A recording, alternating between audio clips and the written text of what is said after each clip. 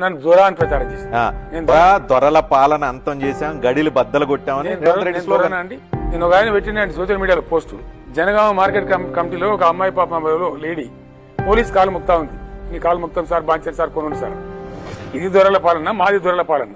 దర్జాగా కాలు మీద కాలేసుకొని రైతు నడిమిట్ల పండుకొని ఆయన పొలం బారింది దొరల పాలన అండి. దేశంలో ప్రపంచంలో ఎక్కడ లేనటువంటి దళిత బంధు తెచ్చి ఫేజ్డ్ మేనర్ లో దళిత కుటుంబాలు ధనిక కుటుంబాలు కావాలని ఏ ముఖ్యమంత్రి ప్రయత్నం చేసిండా? మేము 1100 గురుకులాలు పెట్టి లక్షల మంది విద్యార్థులకు ఉన్నత స్థాయి చదువులు చెప్పింది దొరపాలన్నా? పేద విద్యార్థులకు 20 లక్షల ఓవర్సీస్ స్కాలర్షిప్ ఇచ్చిన దొరపాలన్నా? వృద్ధులకు 2200 పెన్షన్ 2000 చేసిన దొరపాలన్నా? అన్నార్థులను ఆదుకున్న దొరపాలన్నా? అడుగడుగున మా దగ్గర మానవీయ కోణం ఉంటుంది. కేసీఆర్ కిట్ ఎవడని ఆలోచించినాడండి? ప్రసూతి అయిన ఆడబిడ్డలకు 13,000 ఇచ్చినాడండి? విన్నామా ఎప్పుడన్నా? ఈ చరిత్రలో విన్నామా? న్యూట్రిషన్ కిట్ గర్భిణులకు ఇచ్చిన చూసినామా? గర్భవతులను తీసుకెళ్లి ఫ్రీగా బస్సులో తీసుకెళ్లి ప్రసవం చేయించి మళ్ళీ బ్యాక్ వాళ్ళ ఇంట్లో ఫ్రీగా బస్సులో వదిలిపెట్టి మందులన్నీ ఇచ్చిన ప్రభుత్వాన్ని చూసినామా? బస్తీ దవాఖానాలు పెట్టిన గవర్నమెంట్ చూసినామా? ఇవన్నీ సేవలు మేము అందించిన దొరపాలన ఎట్లయిద్దండి?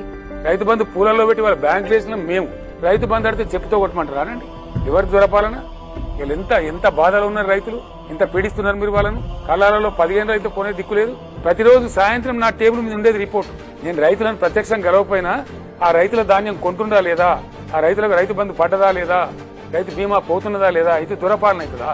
కరెంట్ ఇస్తున్నారా లేదా, మోటార్లు నడుస్తున్నాయా లేవా, పొద్దున మధ్యాహ్నం సాయంత్రం మానిటర్ చేసిన ముఖ్యమంత్రి దొరనా? కడుపు నిండా కరెంట్ ఇచ్చిన ముఖ్యమంత్రి దొరనా? ఇలా కరెంట్ ఎగవేసే ముఖ్యమంత్రి ఏమో ప్రజాపాలన. ప్రజలు నిర్ణయించాలి పార్లమెంట్ ఎన్నికల్లో.